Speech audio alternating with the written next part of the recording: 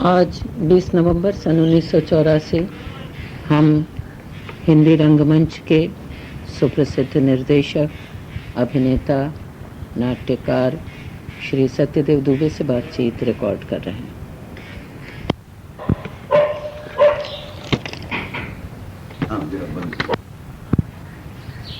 दुबे में बड़ी खुशी है कि हम लोग आज बैठ पाए हैं और कम से कम इस रिकॉर्डिंग की शुरुआत कर रहे हैं।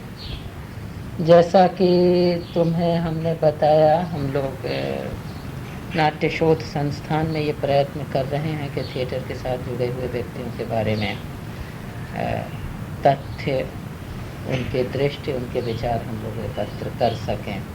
हम सबको मालूम है कि हमारे यहाँ डॉक्यूमेंटेशन का काम बहुत कम होता है। व्यक्ति अपने बारे में खुद कुछ कहता नहीं और दूसरे लोग भी नहीं कहते हैं।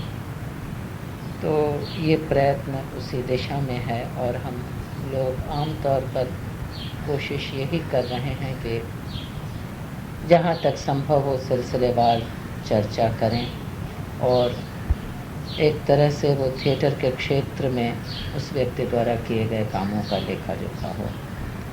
मगर आज हम लोग बात जहाँ से चाहे वहाँ से शुरू कर सकते हैं। वैसे हम चाहेंगे कि तुम थोड़ी सी अपने बचपन की कुछ बातें करके काम शुरू करो कि कब कैसे तुम थिएटर के साथ जुड़े, कहाँ जन्म हुआ तुम्हारा, और नहीं तो हम लोग उल्टे क्रम से चालू कर सकते हैं। तुम्हारी अभी जिस प्रस्तुति की चर्चा सुन रहे हैं तुगलक की, हम लोग वहाँ से शुरू करें और जैसा कि तुमने कहा फिर कलकत्ते में जब मिलेंगे हम लोग तब फिर सिलसिलेवार चर्चा शुरू करेंगे। तो जैसे जहाँ से तुम्हारी इच्छा हो तुम बात शुरू कर सकते हैं। ये एक तो जो तुगलक के संदर्भ में भी ये बात आएगी कि हम कहीं अपने जीवन को, हम जो सोचते रहते हैं ज़िंदगी के बारे में, ये वो उसको नाटक से कभी अलग नहीं किया जा सकता। और जहाँ तक बचपने की बात है, वो जो उन स्मृतियों में एकदम से उसमें उलझना नहीं चाहता क्योंकि उसके लिए समय लगता है, पीड़ा भी होती है। और उसके ऊपर मैंने पूरा एक नाटक लिखा है तो मेरे हिसाब से बहुत ही, यानी एक 1980s का एवं इंद्रजीत मैंने इससे लिखा है, आड़ा चौताल।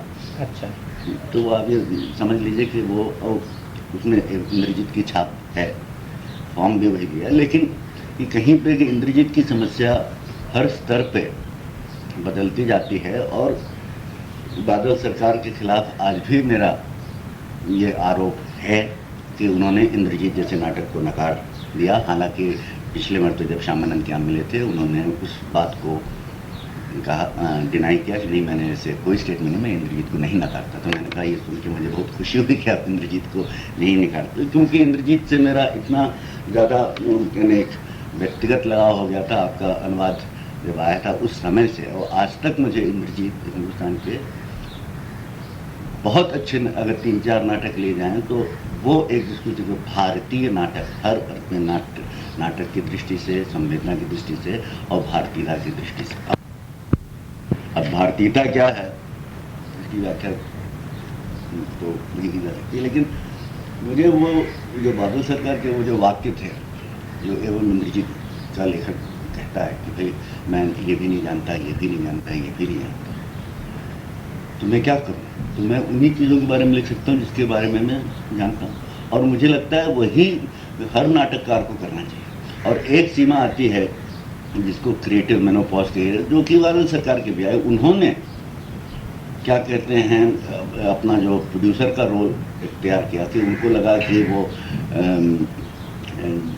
प्रतिबद्ध नाटक करके क्या कहते हैं ज़्यादा चीज़ को आगे ले जाएंगे। मेरे हिसाब से वो थिएटर के लिए एक बहुत ही बुरी घटना हुई, क्योंकि वो थोड़ी बहुत पब्लिसिटी मिली third theatre, because third theatre में उन्होंने जो किया वो हम लोग करके छोड़ चुके थे जब उन्होंने शुरू किया। लेकिन बादल बाबू का इतिहास देख के मैं थोड़ा सा उनसे बीच में बहुत उनके खिलाफ होके भी उनके बारे में सोचता रहा, क्योंकि आप जो भी खिलाफ क्यों हो गए बादल बाबू? खिलाफ क्योंकि जब वो यहाँ आके स्टेटमेंट दे गए थे कि मैं एवं इंद्रजीत और क्या कहते हैं सारी रात, ये दोनों नाटक को मैं नकारता हूँ, गलतियाँ थी।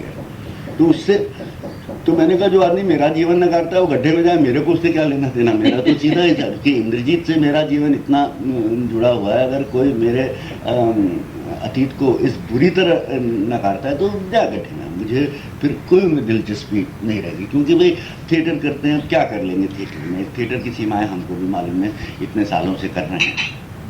और मीडिया कैसे वर्क करता है, मीडिया को हमेशा कुछ नया लिखने के लिए जो जिस चीज़ के बारे में लिखा जा सके।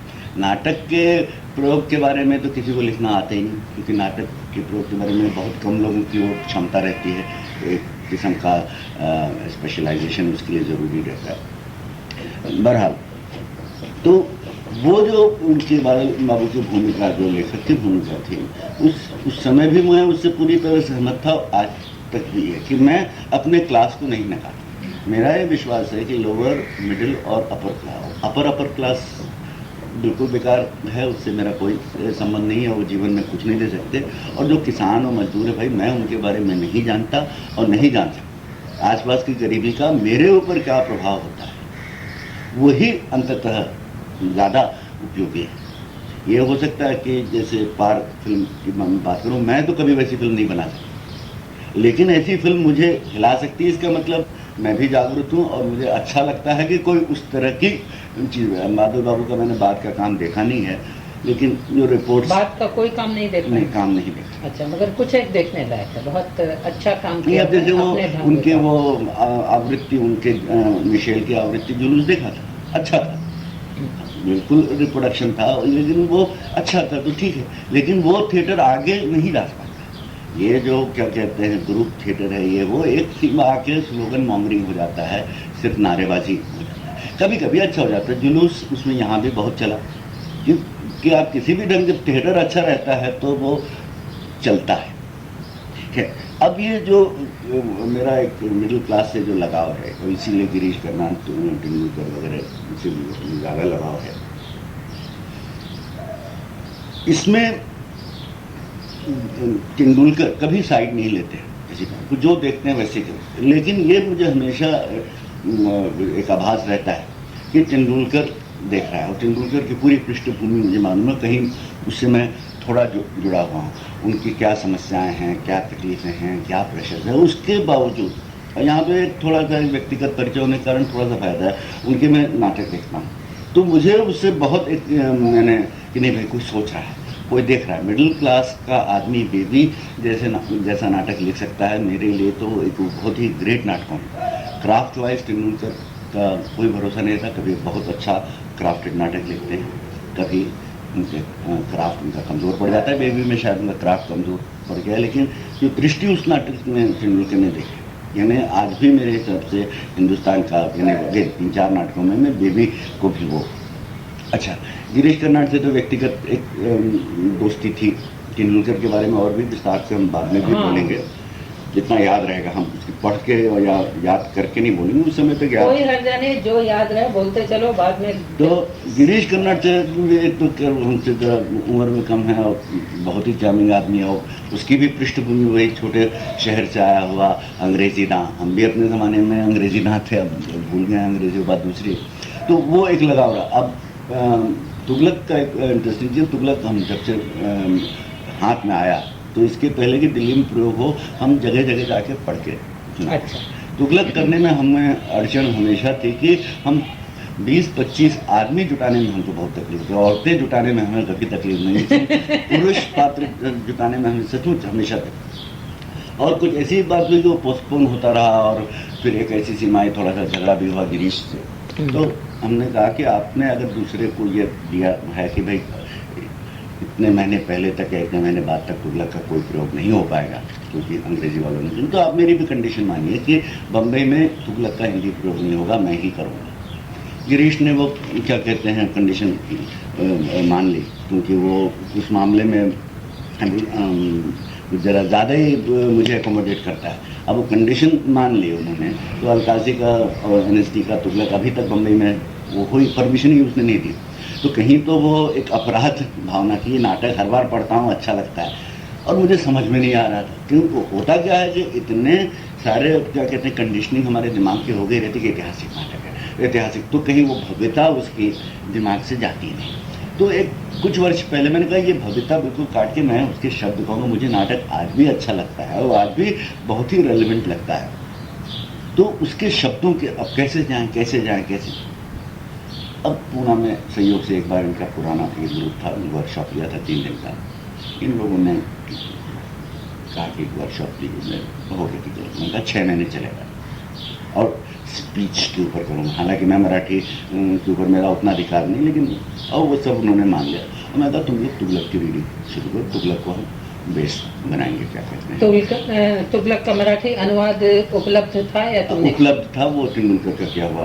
अच्छा। और उस अनुवाद के खिलाफ काफ़ी लोगों ने बोला कि वो अच्छा अनुवाद नहीं है ये वो, लेकिन हमने कहा जो है नहीं। और ये भी जब वहाँ ताकीद दे दी कि अभी जैसा है तुम लोग पढ़ो। और उसी बीच मुझे बिलासपुर जाना पड़ा, मेरे काकी का वो एक्सीडेंट हो गया था, तो हमारा मार्च एंड से को लौट के आया अंत में, और मैं वहाँ जाना शुरू किया। हफ्ते में 1-2 दिन जाता था और 2-3 दिन, कभी कभी 4 दिन भी जाता, और वर्कशॉप शुरू।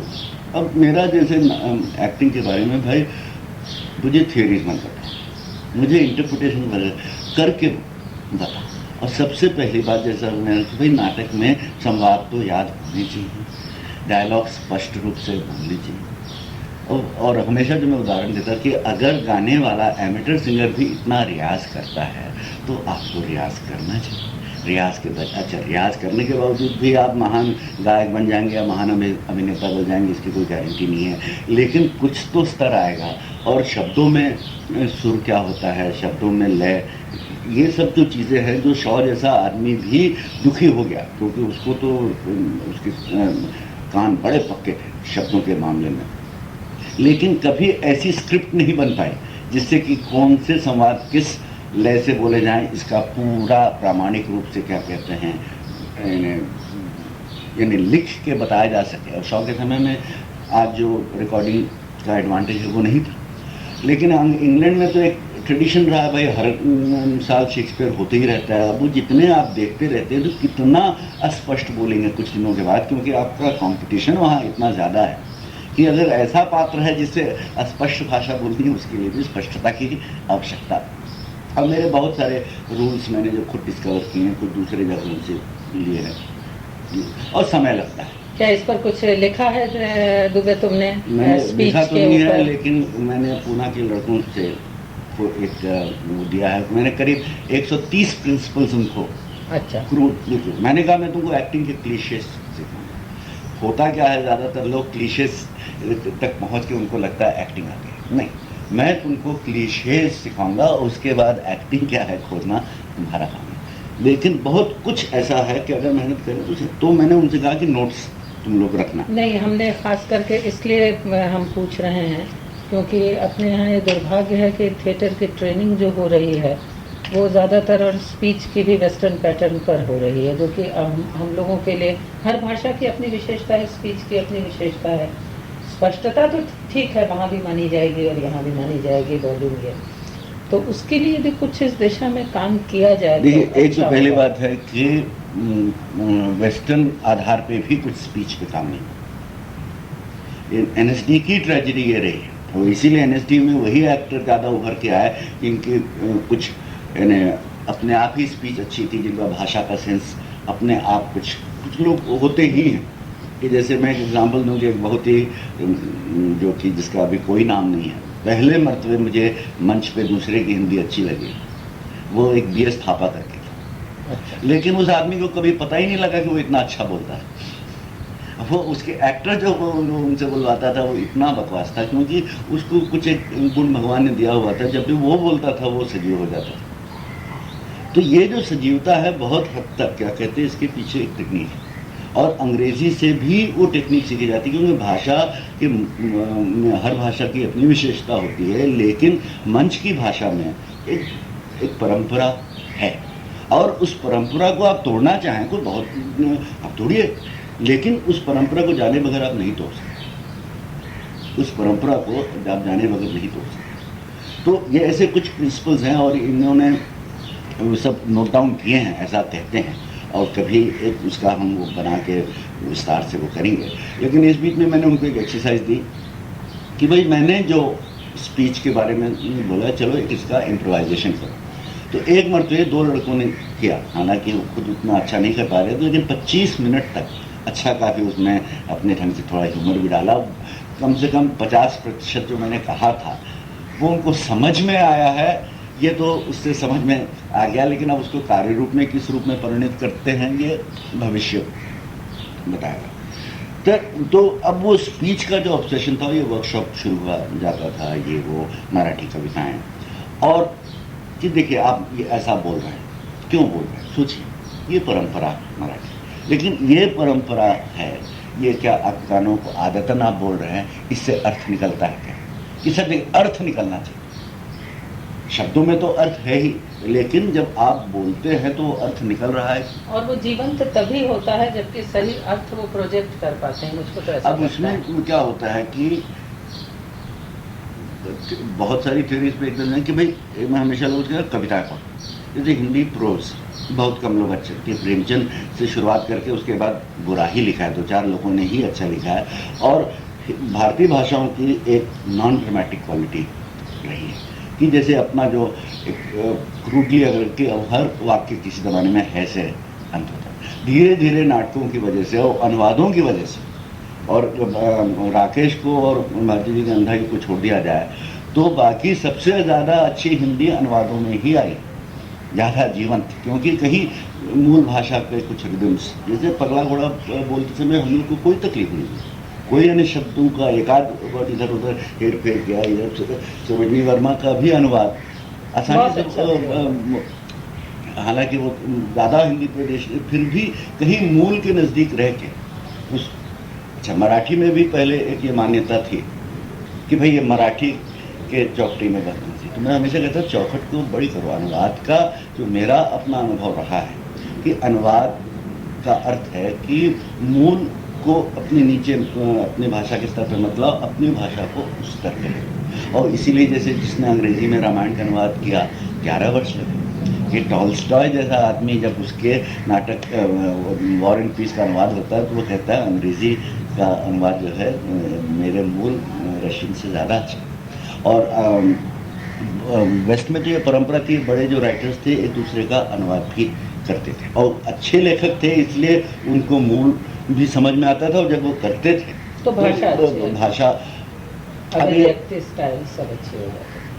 और पश्चिम को एक जो हमेशा एडवांटेज रहा, इंग्लैंड में 500 साल से थिएटर हो ही रहा, फ्रांस में भी थिएटर का ट्रेडिशन, तो वहाँ जब आप जैसे कुछ फिल्म मेकर्स ने थिएट्रिकल भाषा के खिलाफ कदम उठाया तो वो बड़ा फ्रेश हो जाता है, क्योंकि एक परंपरा सूख भी जाती है, फिर वो रटे रटाए जैसे अपने मंत्र पढ़ते हैं उसी तरह से लोग संवाद बोलना शुरू कर देते हैं, तो फिर कोई उस विरोध करने उठता है, लेकिन उसके पास विरोध करने के लिए परंपरा रहती है कि ये नहीं, ये नहीं तो डिमॉन्स्ट्रेट किया जा सकता है। तो यहाँ मराठी में ये नहीं, देखो ये डॉक्टर लागू के बोलने की परंपरा है, ये बाल कोलट करके बोलने की परंपरा है, ये आजकल मॉडर्न नाटकों में जो सो कॉल्ड नेचुरलिज्म है ये बोलने का, देखो इसमें आप शब्दों में कहाँ पे थे, उसके बाद शब्दों पे आघात ही मत दो और अर्थ निकालो, कि अगर लेखक अच्छा है इसीलिए कविताएं अच्छी लो ना, और बगैर आघात के आप पहले सीधा जो वाक्य है इस वाक्य को पढ़िए तो, और मैं जो ज़्यादा नहीं हो पाया लेकिन अच्छा प्रोज पढ़े, और देखो कि भाई जहाँ कि आपको कोई इमोट नहीं करना है, कुछ नहीं करना है, जो उस लेखक ने लिखा है वो सामने वाला सुन के ग्रहण कर सकता है क्या, वो भी एक कला है। और वो जो हमें शिनॉय ने जो theatre unit school of dramatic arts में प्रोज पैसेजेस की हमने बहुत रीडिंग की।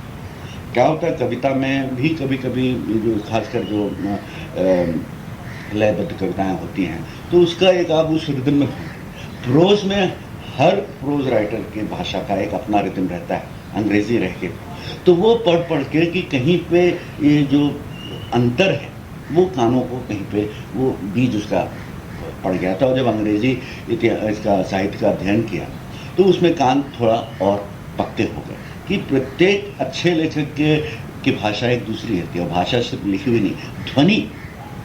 और मैंने अगर कभी आपको आर्टिकल मिले तो 1962 में शायद नवंबर इशू में धर्मयुग में कुछ कविताओं का मैंने एनालिसिस किया था, मैंने तो रखी नहीं है प्रतियाँ।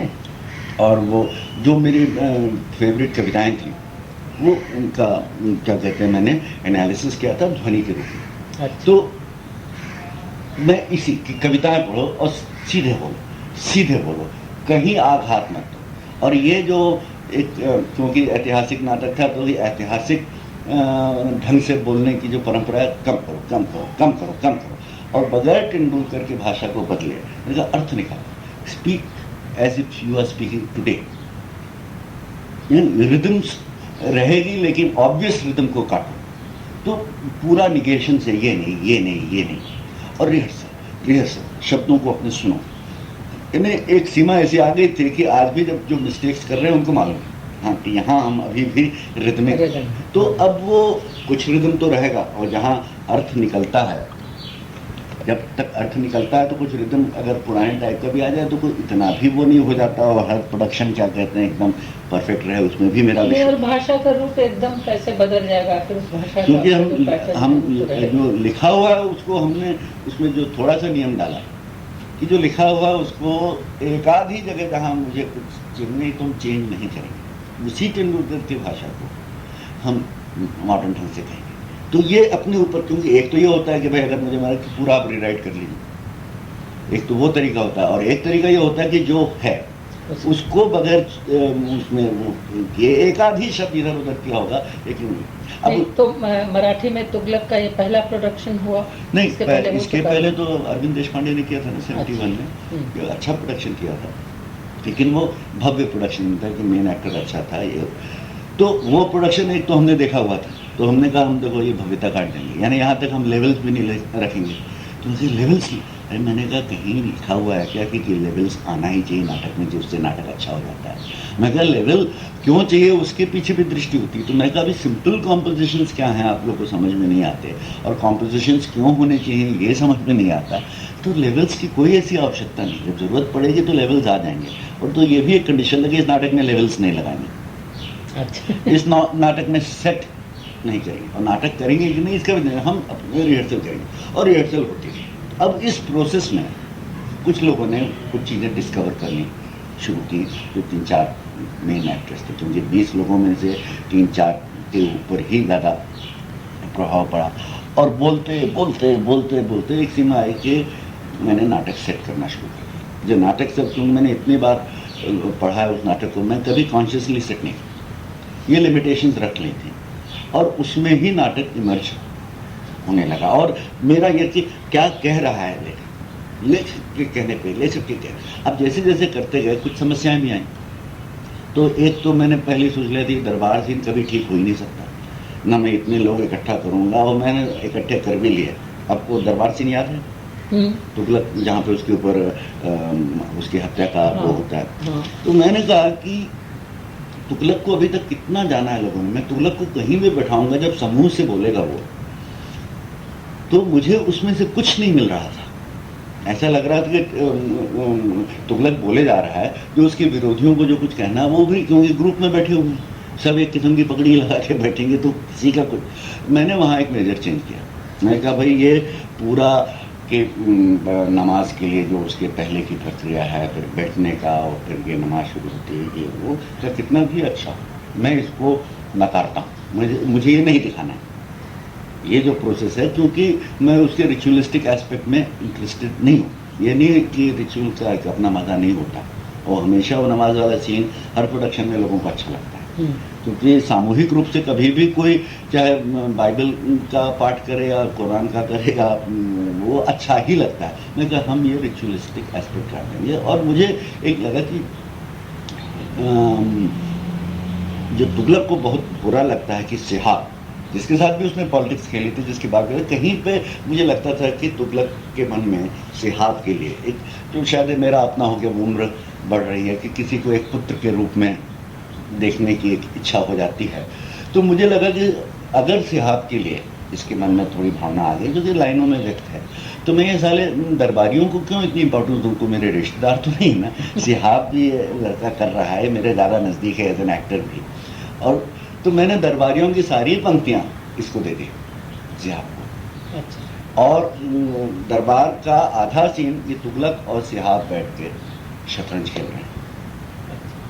और नजीब आके कहता है कि दरबार में लोग आ गए, और ये एक बड़ी साधारण सी चीज, the prime minister is busy, cabinet meeting, the prime minister enters last, तो कोई उसमें भी, और वो पूरा सीन था।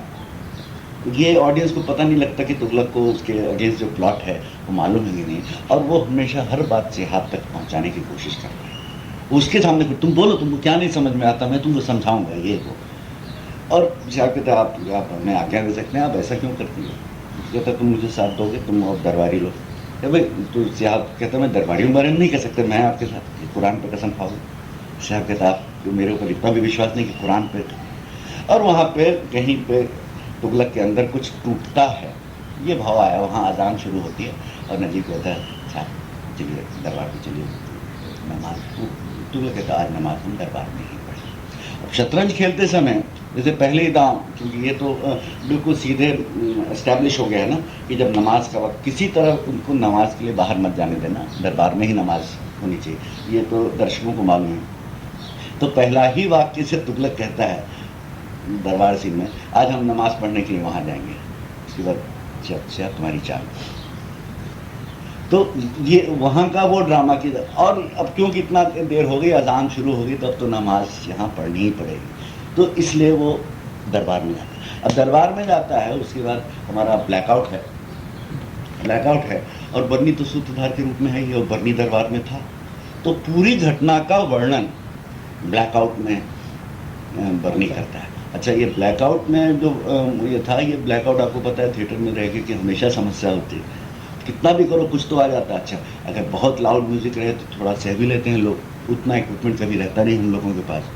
तो मैंने श्याम मनोहर के नाटक यकृत में बड़ा अच्छा अपने आप ही हो गया।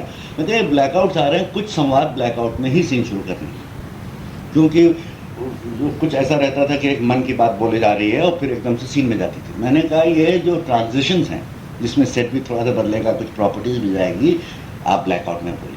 और वो टेक्निक अब बहुत मुझे लगता है उपयोगी पड़ गई। उसमें एक्टर को ज़रा और स्पष्ट बोलना पड़ता है। जब दर्शक एक्टर का चेहरा देख सकता है तो उसको डायलॉग की समझ ज़रा जाती है। तो ब्लैकआउट में वो एक्टर के ऊपर ज़रा उत्तरदायित्व उसका बढ़ जाता है, क्योंकि ज़्यादा स्पष्ट रूप से वो, और ऑडियंस को आदत नहीं है ब्लैकआउट में डायलॉग सुनने की, तो ज़रा घबराते हैं।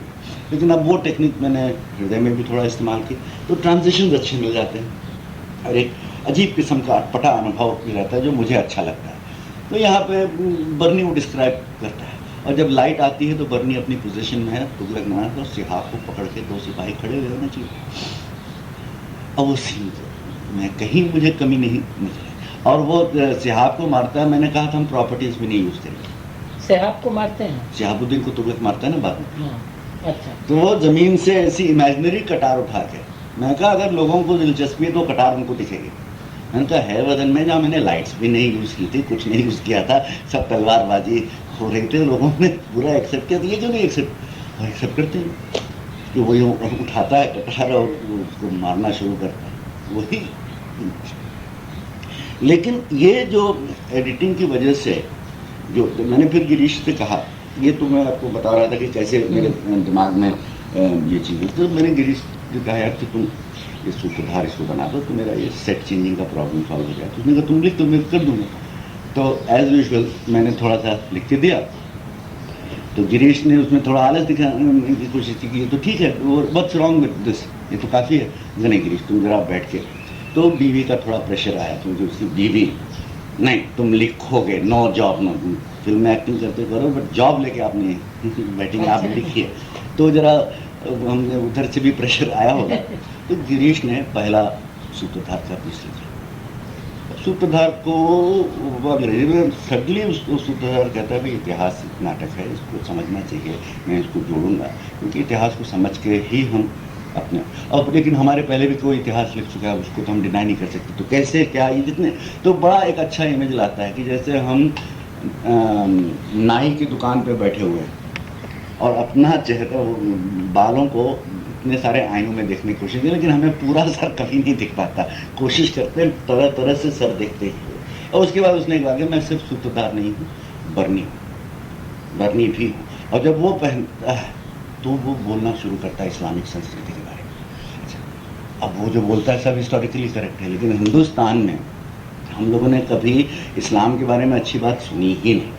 या तो सुनते हैं तो क्या कहते हैं, मुसलमानों के मुंह से सुनते हैं, लेकिन वो भी दबी आवाज़ में, हमें कभी विश्वास नहीं होता। इस नाटक में जब बर्नी बोलता है तो कहीं कि इस्लाम अपने एक ऐसी महान संस्कृति थी और वो बर्नी पूरे कन्विक्शन के साथ हो, उसके कारण नाटक का डायमेंशन ही बदल गया। ये नया लिखा गया, जो नया लिखा। अच्छा, और यही अच्छा। गिरीश की खूबसूरती की, उसने एक नाटक को जो मैं प्लेस नहीं कर पा रहा था, कल्चरल बैकग्राउंड नहीं मिल रहा था, कि तुगलक के बारे में किसी को कुछ नहीं मालूम कि पागल था ऐसा एक वो बेड़ा तुगलक जो कहते हैं, बाकी जानकारी कुछ नहीं है अपने को। हम लोगों ने पूरे उस मुस्लिम पीरियड के इतिहास को डिनाई कर दिया कहीं पे ऐसा, क्योंकि मेरी भी थी।